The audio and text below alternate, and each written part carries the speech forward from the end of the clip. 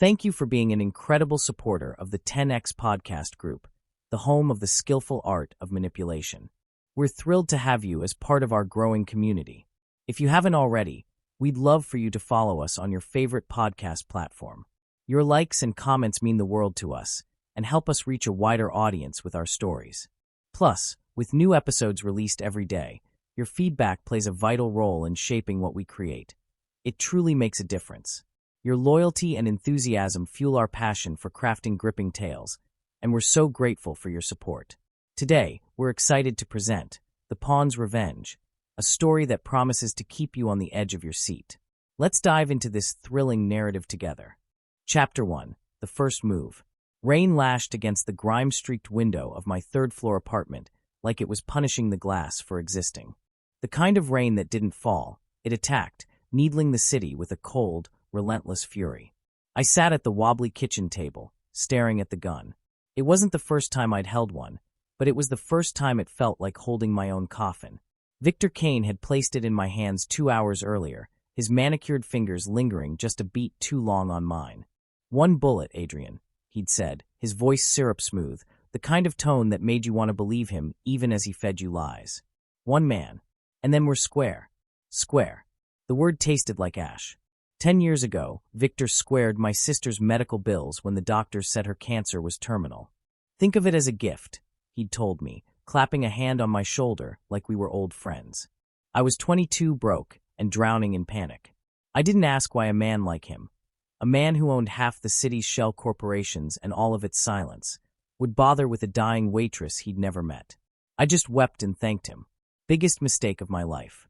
The gun gleamed under the flickering kitchen light, its barrel a black hole whispering promises. I traced the serial number, long since filed off. Victor's fingerprints, metaphorically speaking. He never touched the dirty work. That's what pawns like me were for. The apartment reeked of mildew and regret.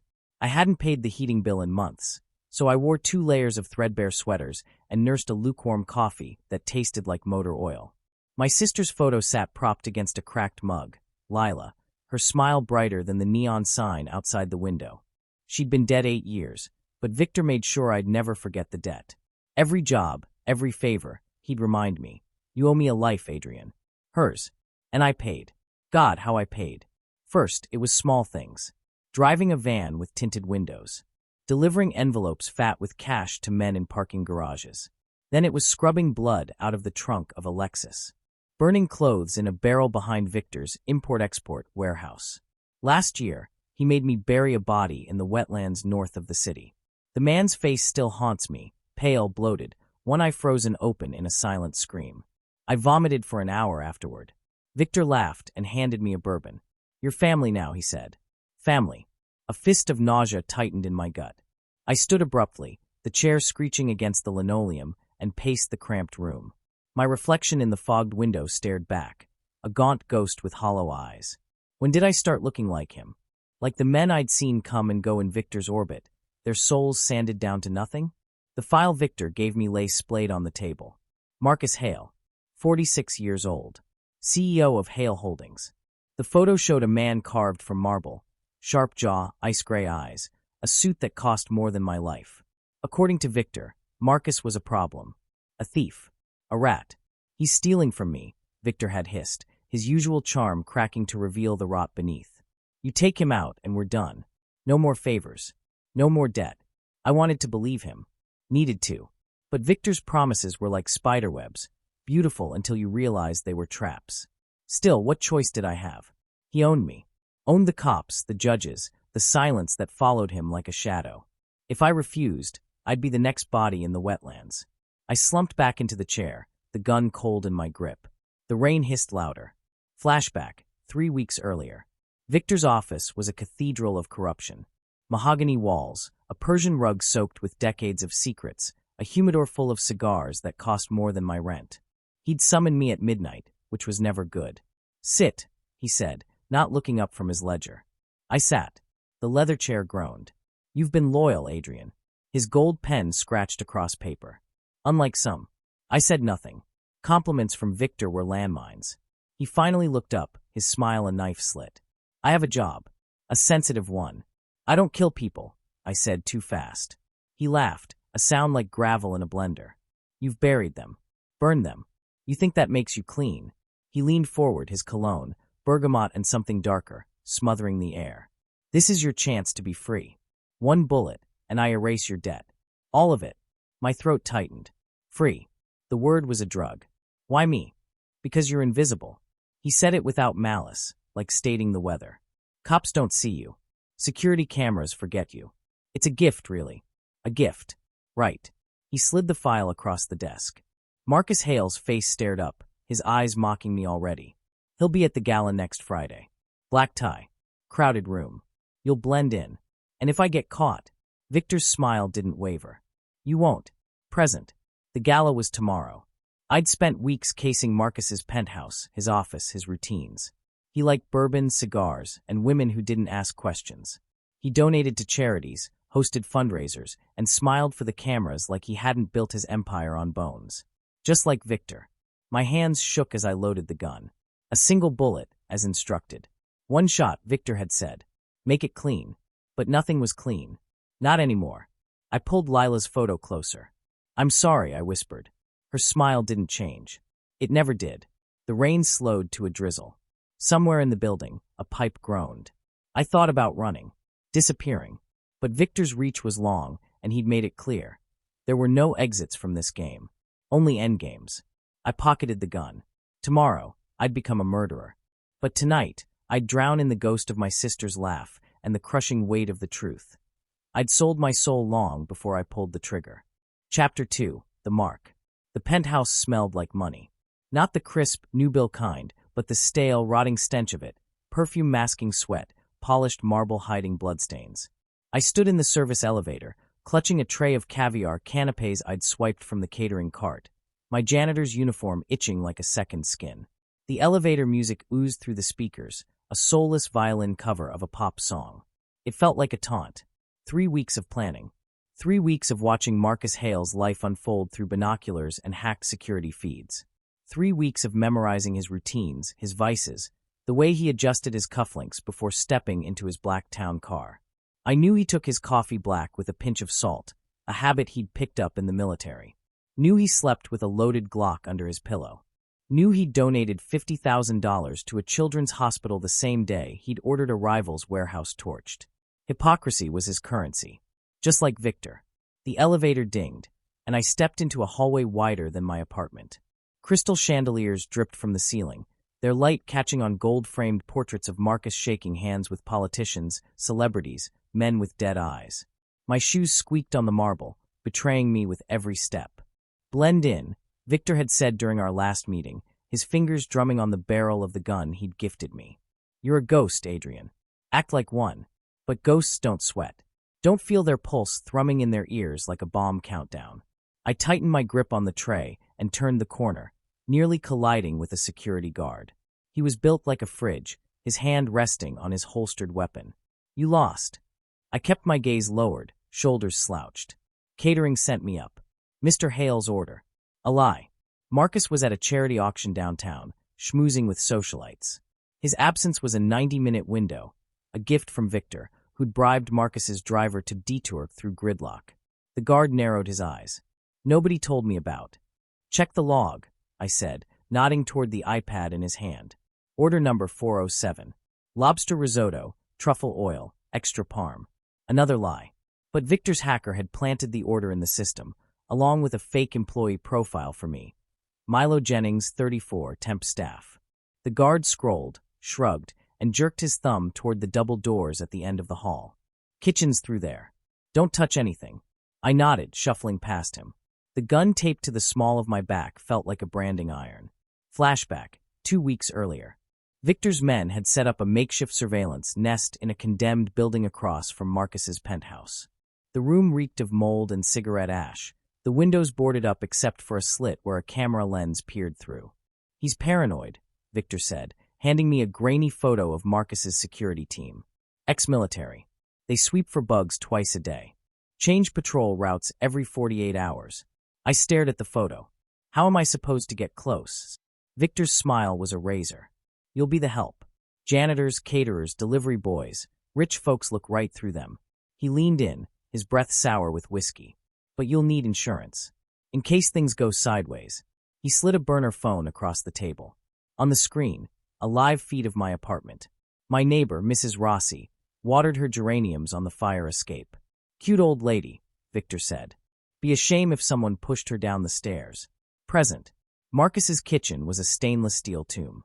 I set the tray down, gloved hands trembling as I pulled the gun free. The suppressor felt cold and heavy, a grotesque appendage. One bullet. One man. But first, the security system.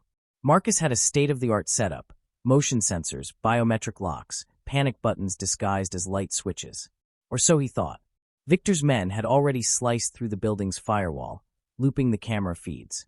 To anyone watching, this floor was empty. I crept toward the study, the plush carpet swallowing my footsteps. Marcus's sanctum. The door was ajar, the glow of a desk lamp spilling into the hall. He wasn't supposed to be here. My blood turned to ice. Through the crack, I saw him. Marcus Hale, slumped in a leather chair, a glass of bourbon in one hand, a pistol in the other. His tie was loose, his hair disheveled. On the desk, a photo of a woman, young, laughing, her face scratched out with a knife. Victor send you? He slurred, not turning around. I froze. I can smell his stink on you, he said, raising the glass to his lips. That cheap cologne he thinks makes him smell important. The gun trembled in my grip. I don't know what you're talking about. Marcus laughed, a wet, broken sound. Sure you don't. He finally turned, his eyes bloodshot, his cheeks hollow. He looked nothing like the photo, a man eroded by secrets. How much he paying you? Or is it blackmail? I said nothing. Sweat trickled down my spine. Let me guess, he said, tapping his temple.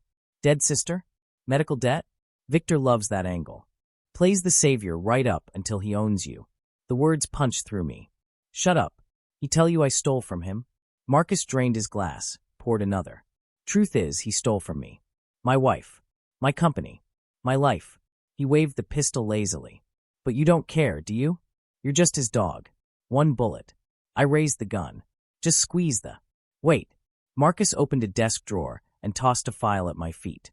Photos spilled out. Victor meeting with drug cartels. Victor handing a briefcase to a judge. Victor standing over my sister's hospital bed, whispering to a man in a lab coat. He's gonna burn you too, kid, Marcus said. Like he burned her. The room tilted. I grabbed the photo of my sister. Her eyes were closed, and 4 taped to her arm. Victor's hand on her shoulder. She wasn't sick, Marcus said softly. He poisoned her. Slow. Made it look like cancer. Needed you desperate enough to belong to him. Rage blurred my vision. You're lying. Am I? He nodded at the gun. Then shoot. But know this, if I die, every file I have on Victor goes public. Cops. Feds. News outlets. He'll kill you to keep you quiet. My finger hovered on the trigger. Victor's voice slithered through my mind. He's a liar, Adrian. A rat. Pull the trigger. But Marcus's eyes held no fear. Only pity. You want to be free, he said. Walk away. Let me ruin him. The gun felt like a lead weight. For a heartbeat, I almost lowered it. Then the door burst open. 2 security guards, guns drawn. Drop it. Marcus's face hardened. Now you show up? Chaos. I fired. The bullet tore through Marcus's shoulder, slamming him into the bookshelf. He screamed, crimson blooming across his shirt. The guards lunged. I dodged, sprinting for the window. The emergency exit. Victor's plan B. I crashed through the fire escape door, the cold night air biting my face. Sirens wailed below. I clattered down the stairs, the gun still smoking in my hand. He was lying. He had to be. But as I vanished into the alley, Marcus's words followed me, clinging like the stench of blood. You're his dog. Later, Victor found me in the abandoned church where we'd agreed to meet. He backhanded me so hard I tasted copper. You were supposed to kill him. He knew. I spat. He knew you sent me. Victor's laugh was a snarl. Of course he did. I told him. The confession hit me like a bullet. What? Had to make it look real, he said, lighting a cigar. Marcus thinks he's playing me. Thinks those files of his matter. He blew smoke in my face. But here's the truth, Adrian. Tonight, you didn't just shoot Marcus.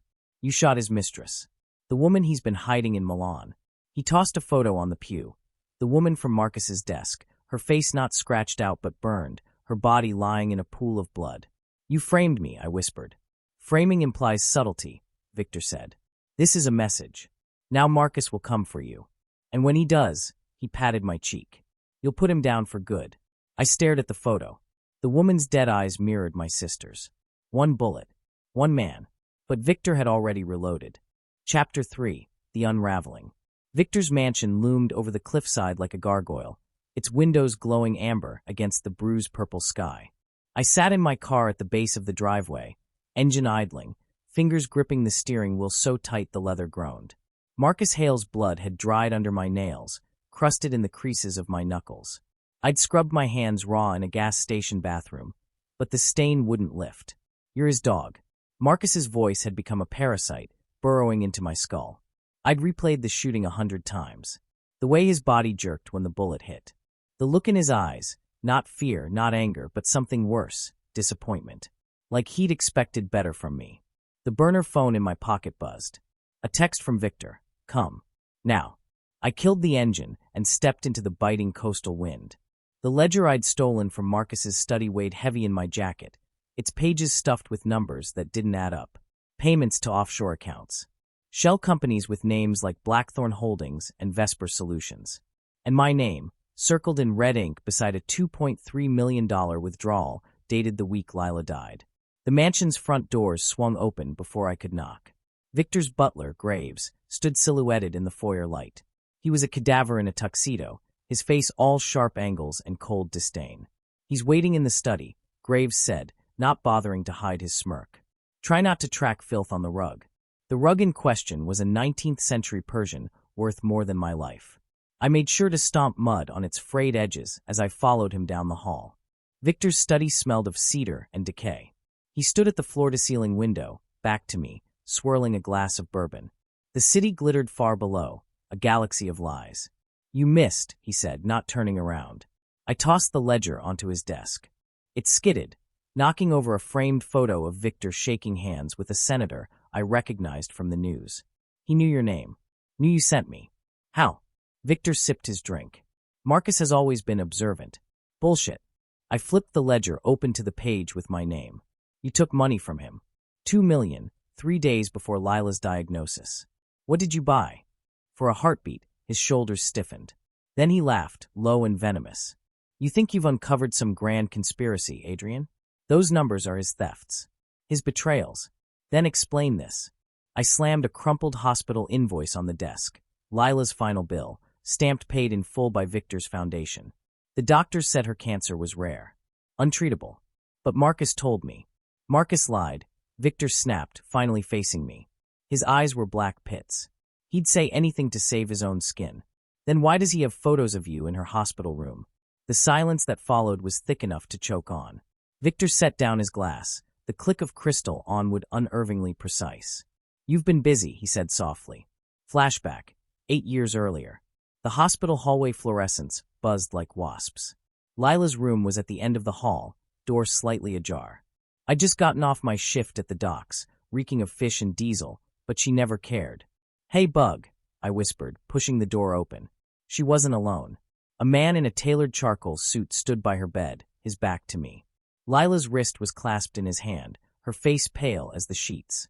"Assure you, Ms. Voss, this is the best option," the man said. "The trial medication is very promising." I need to discuss it with my brother," Lila rasped. "Time is a luxury you don't have."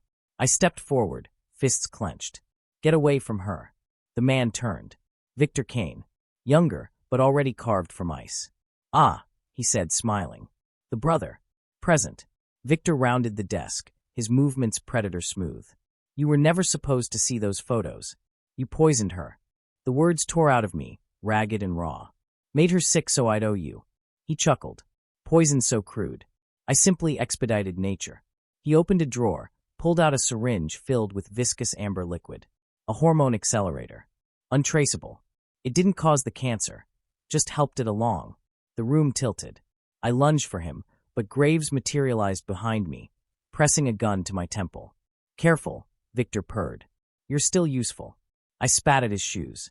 "Go to hell." "Already there." He nodded to Graves. "Show him." The butler dragged me downstairs to the vault, a steel tomb hidden behind a painting of Victor's dead wife. Inside, filing cabinets, hard drives, a wall of monitors playing surveillance feeds, and a shelf labeled Adrian Voss. Photos of me following Marcus, blueprints of his penthouse, a USB drive labeled Lila. Graves shoved me into a chair and cuffed my wrists to the armrests. Enjoy the show. The screen flickered to life. Lila's hospital room. Victor stood at her bedside, holding the syringe. This will help you sleep, he cooed. She turned her head away. Where's Adrian? Working. He injected the fluid into her fore. But don't worry. I'll take care of everything. The video cut to the night she died. Me, slumped in the hallway chair, half asleep. Victor slipping into her room. His hand over her mouth, pinching her nose shut. Her legs thrashing, then still. I vomited. Graces uncuffed me with a sneer. He wants you upstairs. The deal. Victor waited in the study, the syringe now empty. You have two choices, he said. Finish Marcus, and I let you live.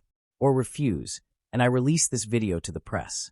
Imagine the headlines. Grieving brother kills hospital staff in deranged rampage. He tossed a news article draft onto the desk, my face photoshopped into a mugshot. You're a monster, I whispered. We both are. He pressed a fresh gun into my hand. Marcus is at the docks. Warehouse 17. End him, and I'll burn the footage. The gun felt alive, hungry. I could have turned it on him. Should have. But Lila's face filled my vision, her last smile, her whispered love you bug. I pocketed the gun. Victor smiled. Good dog. Warehouse 17. The docks reeked of salt and diesel. Warehouse 17 was a rusted skeleton, its doors creaking in the wind. Inside, Marcus knelt on the concrete, hands bound, face swollen and bloody. Victor's men had already softened him up. He looked up as I entered.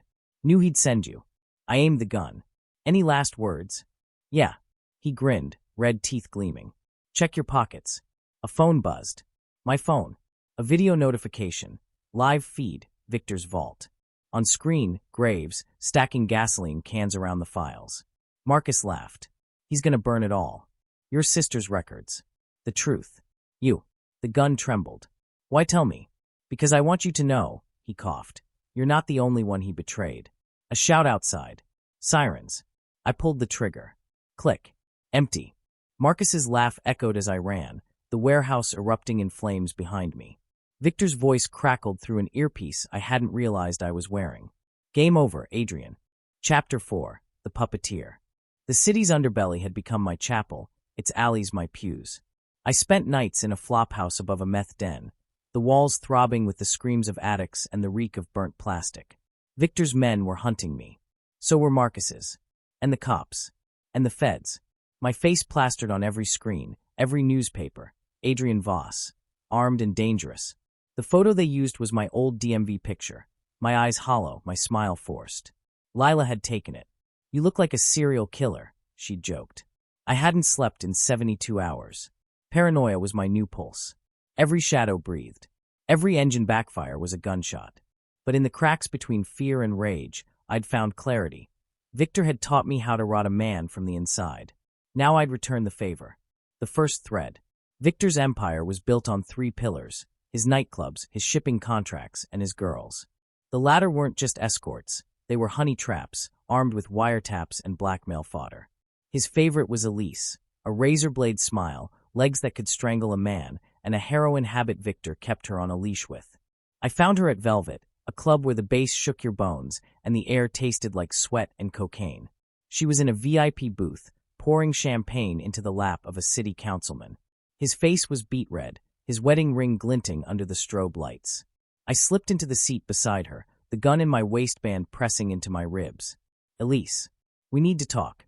She didn't look at me. You're supposed to be dead. Still breathing. I slid a photo across the table. Elise, age 16, standing outside a foster home. Victor's hand on her shoulder. He took you in. Then he took everything. Her manicured fingers tightened around the champagne flute. What do you want? Access. To his accounts. His schedules. His secrets. She laughed, bitter and hollow. You think I'll betray him for you?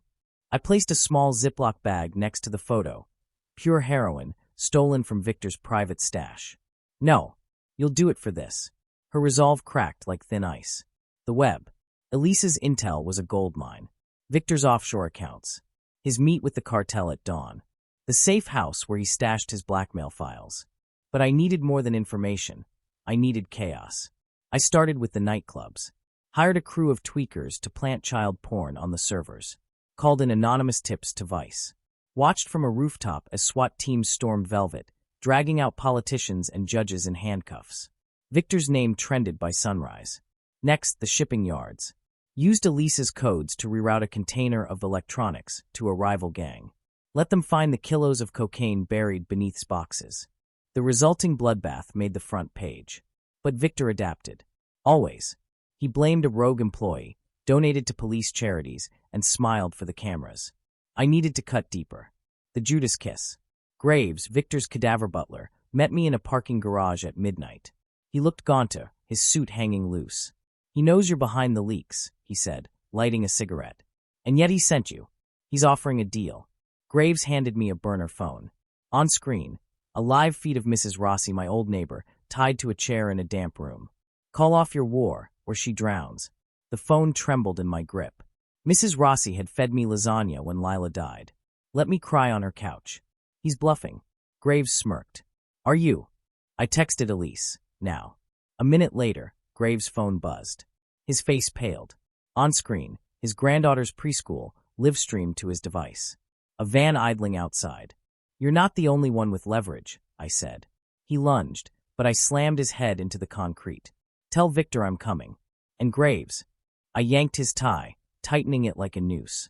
If that old woman dies, your family burns. The blood price. I met Elise at the docks. She was shivering, her pupils pinpricks. I did what you asked. Now give it to me. I held up the heroin. One more thing.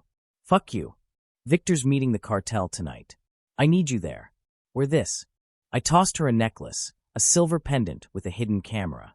She snatched the drugs. He'll kill me. He'll kill you anyway. I stepped closer. You think he'll let you retire? You're a witness, Elise. And Victor cleans up his messes. She swallowed, the necklace clutched in her fist. You're worse than him. I'm learning. The trap. The cartel meet was in a meatpacking plant, the air thick with the stench of blood and bleach. Victor arrived with 4 men, their suits tailored to hide bulges. The cartel leader, a scarred brute named Ruiz, brought twice as many. Elise stood by Victor's side, the pendant glinting. I watched the feed from a van outside, my finger on the detonator. You've lost control, Caine, Ruiz sneered. My product's getting seized. Cops are crawling up my culo. You promised protection. Victor's smile was ice. Temporary setbacks. My new partner will ensure. Partner. Ruiz drew a pistol. You think I'll answer to some phantasma? Elise's hand slipped into her purse. Wait, Victor said calm. Let's discuss this like. Elise lunged, stabbing a syringe into Ruiz's neck. He convulsed, foaming at the mouth. Chaos erupted. Gunfire. Screams. Victor grabbed Elise's arm. What the hell did you? She kissed him, deep and desperate, then jammed the syringe into his thigh. For my sister. Victor staggered, his face purpling. You bitch. I pressed the detonator. The explosion blew the roof off. The fallout.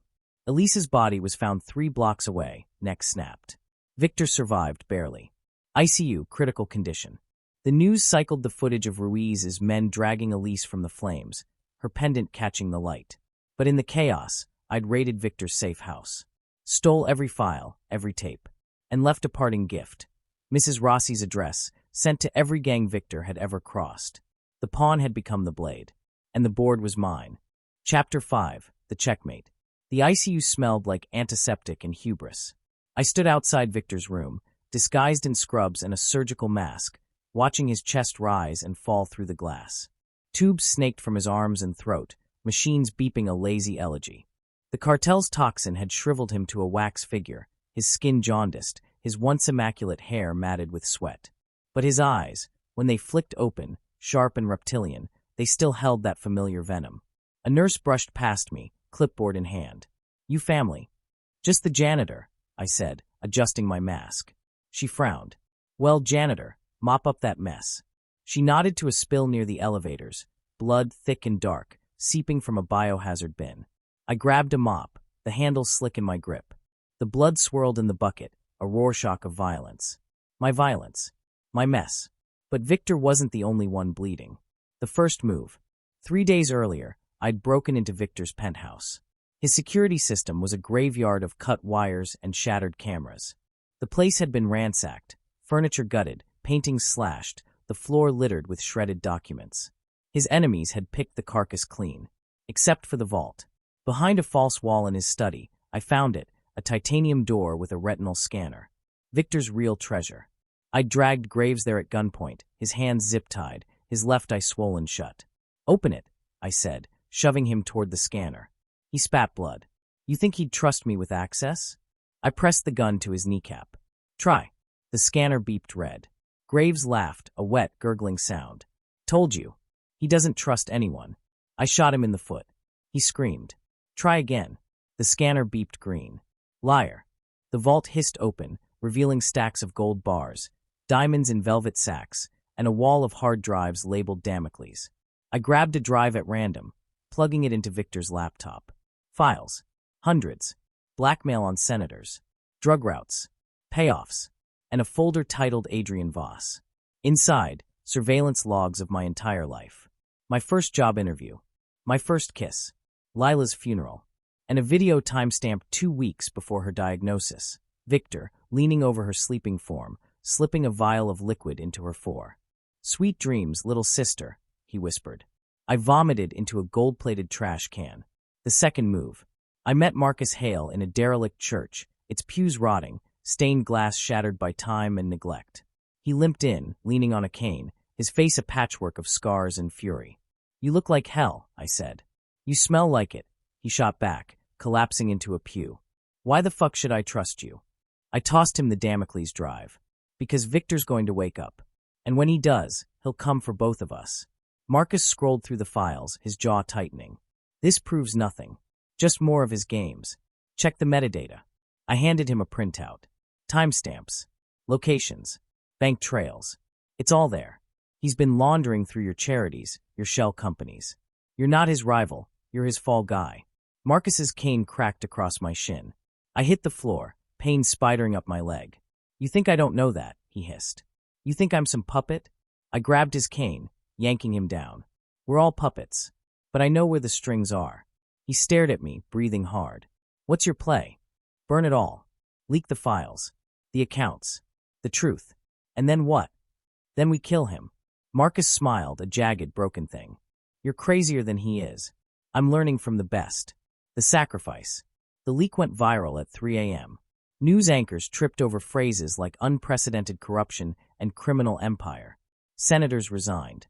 CEOs jumped from windows. The NYPD raided Victor's properties, seizing everything but the vault. I'd emptied it the night before, the gold and diamonds now buried in a storage locker under a fake name. But Victor's true weapon wasn't his money. It was his reach. At dawn, a car bomb detonated outside Marcus's penthouse. His bodyguards' remains decorated the sidewalk like confetti. Marcus called me, his voice raw. "He's awake." I froze, the phone slippery in my hand. "How?" "Money. Power. Hate." A cough, wet and ragged. "He's coming for you, Adrian. And he's not alone." The line went dead. The endgame. Victor's mansion was a fortress again, armed men patrolling the gates. I watched through binoculars from a neighboring cliff, the wind clawing at my coat. Graves' granddaughter's pink hair ribbon was tied around my wrist. Insurance. At midnight, the guards changed shifts. I slipped through the blind spot, scaling the cliff face with crampons and sheer spite. Victor's bedroom balcony loomed above, its curtains fluttering like ghostly hands. He was waiting. "Took you long enough," he rasped, propped up in bed, a pistol in his lap. The machines still beeped beside him, their cables snaking under his silk pajamas. I stepped inside, gun raised. "You look like shit. You look like a corpse." He coughed, blood speckling his lips. "But here we are. Where's Lila's video?" "Safe. Along with copies. Kill me, and it goes public. I'll take that chance." He laughed, a rattling wheeze. "You still don't get it, do you? This was never about her. It was about you." He tapped his temple. "I needed someone with nothing to lose. Someone malleable." "You're lying." "Am I?" He pressed a button on the nightstand. The TV flickered to life, showing a live feed of my storage locker. Men in tactical gear were loading the gold into trucks. "You stole from me. Now I'll steal from you." "Poetic, no." I aimed at his head. "Goodbye, Victor." "Wait." He lifted a trembling hand. "I'll trade you." The video for the Damocles files. Why would I trust you? Because I'm dying. He yanked open his pajama shirt, revealing a chest mottled with purple lesions. The toxin's irreversible. I've got weeks. Let me die in peace, and the truth dies with me. I hesitated. The gun wavered. Victor's finger twitched toward the panic button under his sheets. I pulled the trigger. Click. Empty. He grinned, pulling out his own gun. Checkmate. The bullet tore through my shoulder before I could move. I crashed through the balcony doors, glass shredding my skin, and plummeted toward the rocks below. The last thing I heard was Victor's laugh, a dying man's requiem. Chapter 6. The Truth. The rocks below Victor's cliff were jagged teeth, hungry and unforgiving. I hit them like a sack of wet cement, my body snapping against the stone, the icy spray of the Atlantic clawing at my wounds. Pain erupted in white-hot bursts, my shoulder, my ribs, my leg bent at a grotesque angle. But the cold water was a mercy. It swallowed me whole, numbing the agony, dragging me deeper into the black. Lila's voice, swim, bug. Swim or sink. I kicked. Or tried to. My left leg hung limp, bones grinding. Salt water burned my lungs. The waves tossed me like a toy, slamming me into the rocks again, until my fingers found a crevice. I clung to it, gasping, the taste of copper thick on my tongue. Above, Victor's mansion loomed, its windows glowing like predators' eyes. I don't know how long I crawled. Hours? Days. The moon was a blurred coin behind storm clouds when I dragged myself onto the shore, half drowned, my clothes shredded, the gunshot wound in my shoulder oozing crimson into the sand. But survival wasn't new to me. I'd spent a lifetime crawling out of graves. The shepherd. The shack reeked of fish guts and diesel. The old man who found me didn't ask questions. He stitched my shoulder with a needle sterilized in whiskey, splinted my leg with driftwood, and fed me clam chowder that tasted like guilt. Name's Eli, he grunted, tossing me a moth-eaten blanket. You're lucky my dog pissed on that rock. Else I'd have left you for the gulls. I didn't thank him. Gratitude was a currency I couldn't afford. For 3 days, I lay on a cot, feverish, drifting in and out of nightmares. Lila's face. Victor's laugh. The Damocles files burning in my hands. On the 4th day, Eli threw a newspaper at me. Caine empire crumbles. Tycoon linked to cartel, corruption scandal. The photo showed Victor being wheeled into a courthouse, an oxygen mask strapped to his face, his eyes still sharp behind the plastic. My chest tightened. He wasn't dead. That's you, ain't it? Eli jabbed a gnarled finger at the article's sidebar. A pixelated surveillance still of me fleeing the docks. Adrian Voss. Fugitive sought in connection with bombings, murder. I met his gaze. You gonna turn me in? He spat into a rusted bucket. Ain't my business. But the boys at the marinas got a $2 million bounty on your head. Word travels fast when you stink of blood. I stood, my legs screaming. I'll go. Sit down, idiot. He tossed me a greasy rucksack. Got something for you. Inside, a burner phone, a .38 revolver, and a keycard labeled Blackthorn Facility, Level 5. Found it in your pocket when I dragged you in, Eli said. Figured you'd want it back. The keycard. From Victor's vault. The ghost in the machine. Blackthorn Facility was a concrete tumor on the outskirts of the city, hidden behind a chain-link fence and no trespassing signs. Victor's private research lab, according to the Damocles files. The place where he'd developed the toxin that killed Elise. Where he'd experimented. I broke in at 3 a.m., the keycard granting me silent passage through steel doors.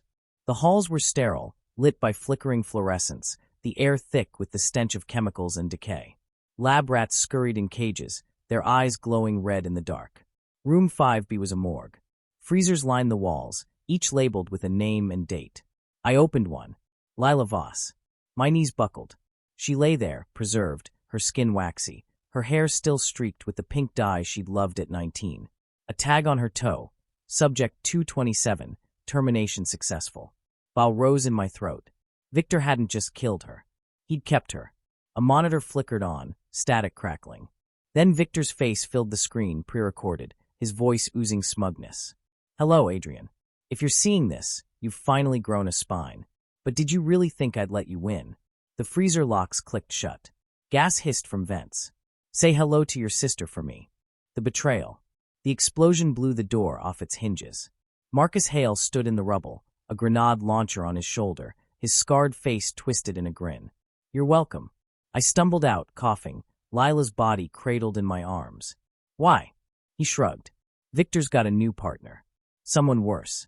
I need you alive to kill them both. Partner. The elevator dinged. Graves stepped out, flanked by mercenaries, his once pristine suit stained with blood. Hello, traitors. Marcus aimed his gun. You're supposed to be dead. So are you. Graves snapped his fingers. The mercenaries raised their rifles. But Mr. Caine prefers hands-on management. The gunfire was deafening. I dove behind a lab table, Lila's body slung over my shoulder. Marcus grabbed my arm, dragging me toward the exit. The files. I yelled. We need the research. Fuck the files. He shoved me into a stairwell. He's got a nuke. The truth. We barricaded ourselves in a storage closet, the sound of boots echoing outside. Marcus bandaged his bullet-grazed arm, cursing. Victor's not just laundering money. He's selling bioweapons. The toxin that hit me? It's a prototype. The buyer's some warlord in Kazakhstan. Graves is brokering the deal. I stared at Lila's body on the floor. Why save me? Because you're the only one he's afraid of. Marcus handed me a flash drive. Stole this from Graves. It's the shipment manifest. Coordinates. Times. You sink Victor. And you. He grinned. I've got a date with Graves. The closet door splintered. Marcus kicked it open, unleashing a hail of bullets. I ran, Lila's cold hand in mine, the flash drive burning a hole in my pocket. The choice. The docks were silent, the cargo ship looming in the fog. I planted C4 on the hull, my hands steady for the first time in weeks. Victor's voice crackled over a stolen earpiece.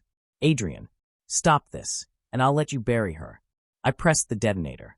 Go to hell. The explosion lit the night, fire consuming the ship, the bioweapons, Victor's legacy. But in the flames, I saw it, a shadow slipping away in a lifeboat. Graves. And beside him, a figure with a pink hair ribbon. Mrs. Rossi. Chapter 7. The Trap. The docks burned like the gates of hell had swung open. Flames clawed at the night sky, their reflection rippling in the oil-slick water as I stumbled through the smoke. Lila's body slumped over my shoulder. Her hair, still streaked with faded pink, brushed against my neck, a ghostly caress. Mrs. Rossi's face haunted me worse.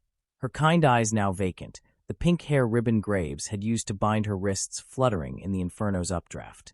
She'd been working with him. All along. The betrayal carved a hole in me deeper than any bullet. The safe house. I holed up in a derelict subway tunnel, the walls scrawled with gang tags and the stench of urine.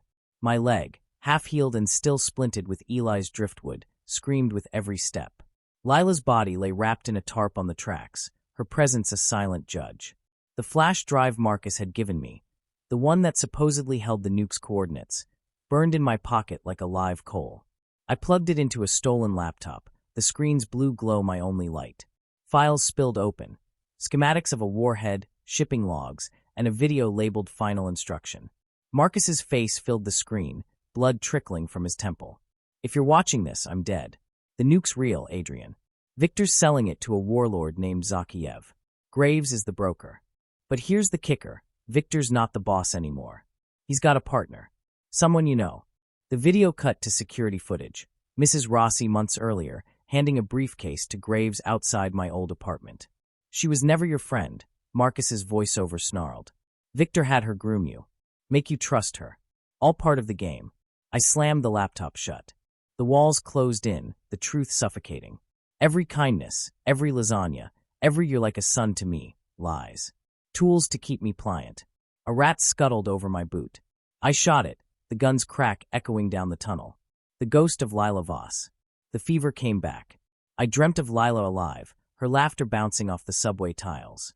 You should have let me die, she said, her skin peeling like wax. Now look what you've become. In the dream, I begged her to stay. She kissed my forehead, her lips cold. Finish it, bug. Burn them all. I woke to the taste of blood. My stitches had split, the gunshot wound in my shoulder weeping pink-tinged pus. Infection. Death's first whisper. But I couldn't die yet. The shepherd's price. Eli found me 2 days later, his face lit by a flickering flashlight. City's crawling with Graves' men. They're offering a Bentley for your head. I aimed the .38 at his chest. You here to collect? He tossed me a grease-stained paper bag. Inside, antibiotics, a fresh syringe of morphine, and a photo of a warehouse on the waterfront. Zakiev Imports. Graves moved the nuke, Eli said. It's leaving tonight. And your granny's the escort. Mrs. Rossi. I loaded the morphine into the syringe. Why help me? Had a daughter once. He spat. Men like Graves took her. You're the closest thing to justice I'll get. The warehouse. Zakiev Imports was a fortress of rusted steel and flickering neon. Armed guards patrolled the perimeter, their rifles slung over shoulders still bearing cartel tattoos. I watched from a rooftop, the morphine dulling the pain to a bearable throb. Mrs. Rossi emerged at midnight, her floral dress replaced with tactical gear, Graves at her side. They boarded a cargo truck, the nuke's lead-lined container visible through the tarp. I slid down a fire escape, my leg buckling, and limped toward the fence. A guard spotted me, his shout cut short by my knife in his throat. I stole his uniform, the fabric sticking to my infected wound, and slipped inside. The truck's engine roared to life. The confrontation. I climbed into the container, the nuke's metallic bulk humming with lethal energy. Mrs. Rossi sat beside it, her back to me, a novel in her hands. Pride and Prejudice. Her favorite. You were supposed to die at the docks, she said, not looking up. You taught me to swim. She sighed, marking her page. I taught you to survive. There's a difference. I stepped into the light, the gun trembling. Why? Victor promised me protection. From the gangs, the cops, from you. She stood, her grandmotherly facade crumbling. You think I wanted to clean your blood off my couch? Listen to you sob over a corpse? You're pathetic, Adrian. A broken toy he let me play with. The truck hit a pothole, the nuke shifting. Mrs. Rossi lunged, a stiletto blade flashing. I caught her wrist, slamming her into the container wall. Where's Graves?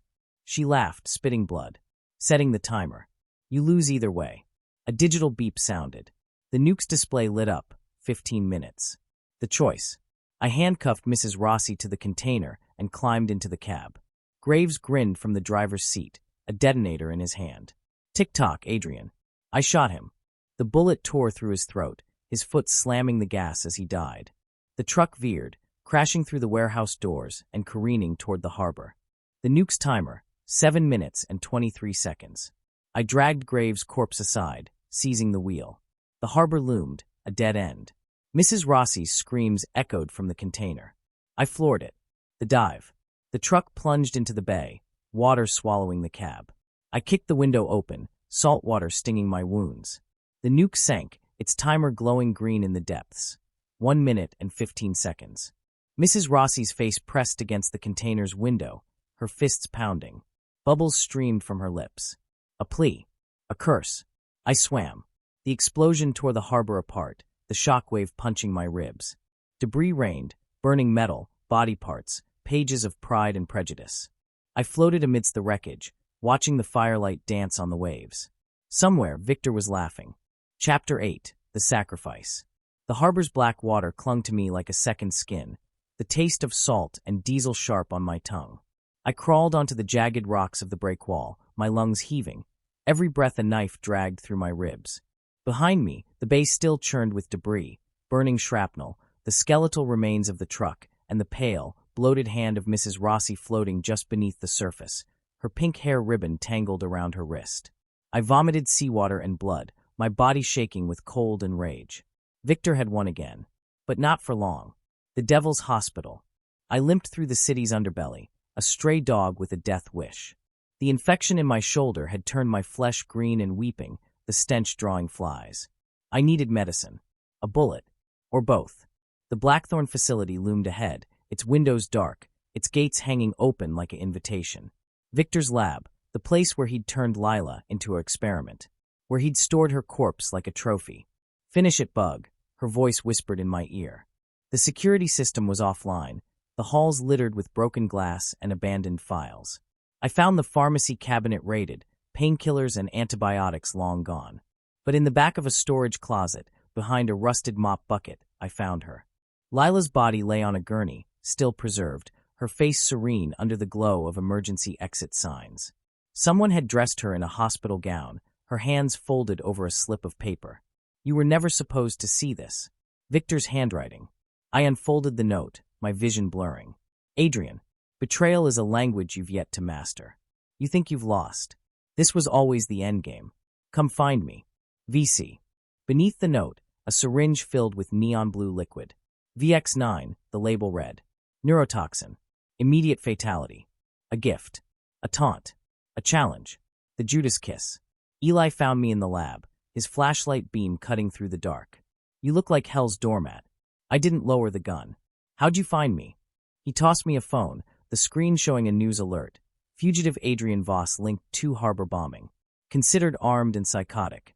You're famous, he said. Graves boys are offering a cool 5 mil for your corpse. Even got a tracker on you. He pointed to my shoulder. That infection's got a microchip. Victor's tech. I dug my fingers into the wound, screaming as I clawed out a tiny metal bead.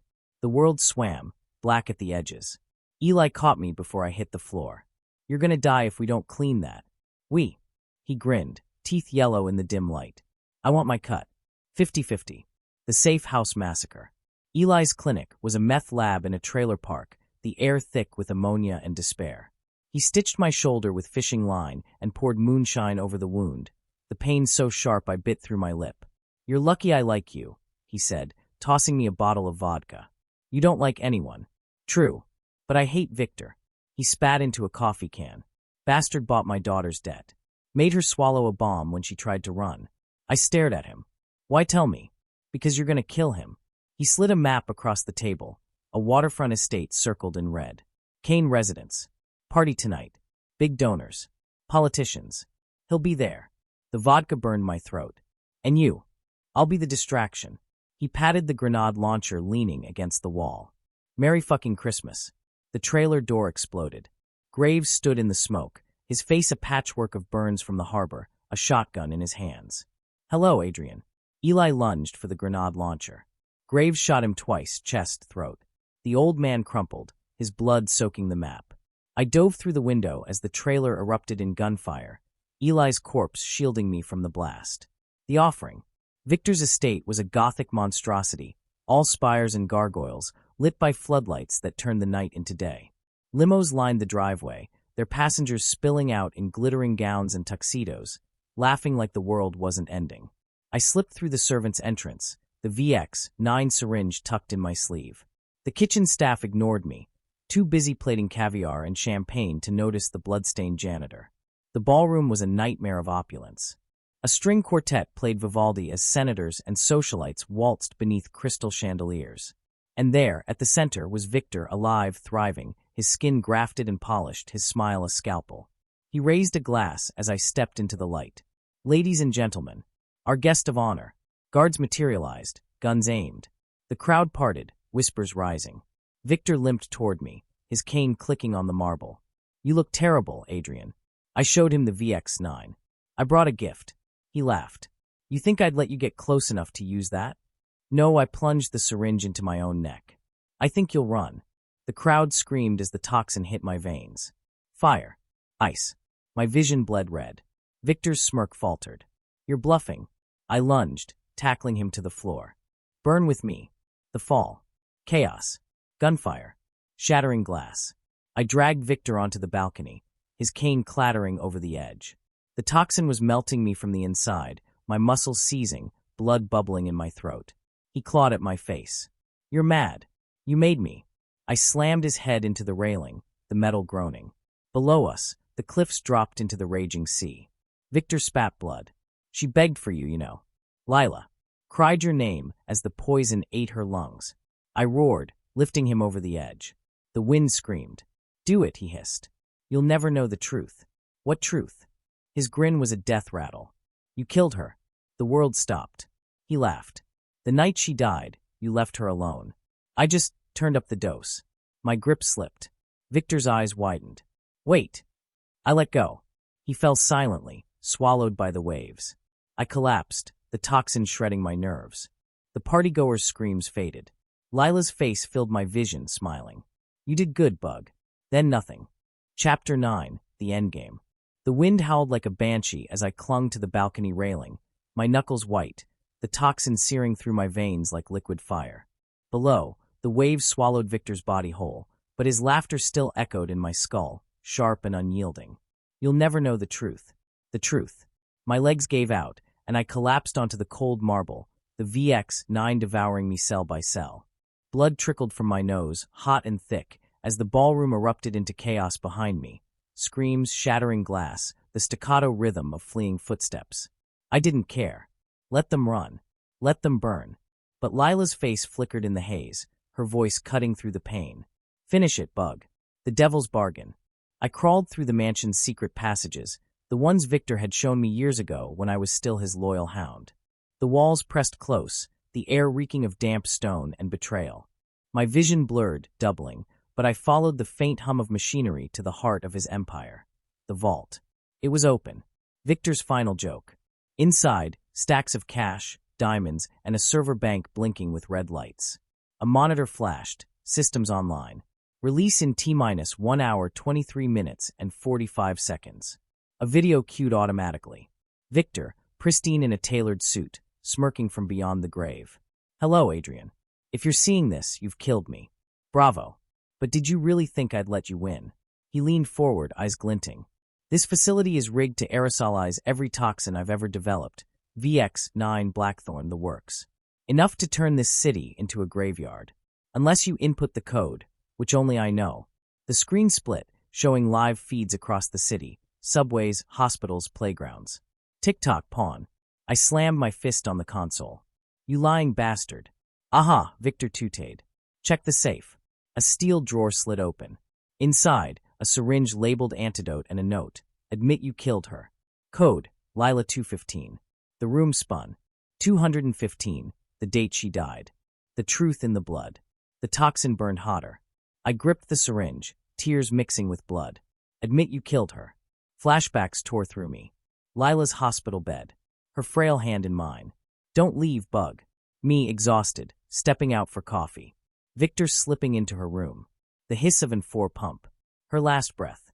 My name on her lips. No, I choked. Victor's voice slithered back. You left her. You let me in. Her blood is on your hands. The antidote glinted. All I had to do was type the code, blame myself, and save thousands. But Victor's games were never fair. I grabbed the server's power cable, yanking it free. The monitor died. Silence. Then alarms wailed. The hounds of hell. Graves found me in the vault, his face a mangled ruin from the harbor explosion, one eye milky blind. Should have taken the deal, he rasped, raising a pistol. I ducked as he fired, the bullet ricocheting off diamonds. My body moved on fumes, the toxin and adrenaline in a death dance. I lunged, driving the antidote syringe into his thigh. He screamed, clawing at his leg. What did you? Insurance, I gasped. The VX-9 hit him fast. He convulsed, foaming, as I snatched his gun. Rot in hell. 1 bullet. 2. 3. The vault door slammed shut behind me. The last lie. The mansion was a war zone. Mercenaries loyal to Graves fought Victor's remaining guards, their bullets shredding velvet curtains and oil portraits. I stumbled through the carnage, a ghost among wolves, until I reached Victor's study. His ledger lay open on the desk. The final entry. Project Lila, success. Subject 227 terminated. Asset Adrian Voss secured. I vomited, bile and blood pooling on the pages. All these years, I'd been his experiment. His puppet. A glint caught my eye, Lila's locket, hidden in a drawer. Inside, a photo of us at Coney Island, her smile bright, my arm around her. You're my hero, Bug. I clenched it in my fist. I'm sorry. The inferno. The mansion's gas lines were easy to cut. The match was easier. I stood on the cliffs, watching the flames devour Victor's legacy, the heat searing my face. The antidote syringe felt heavy in my hand. Live. Or let it end. Lila's voice whispered, choose you. I hesitated. Then I hurled the syringe into the fire. The fall. The cops found me at dawn, half dead on the rocks. I didn't resist. At my trial, they played Victor's videos, edited, of course. Me planting bombs. Shooting Graves. Killing her. The truth buried under lies. The jury took 10 minutes. Guilty. The end.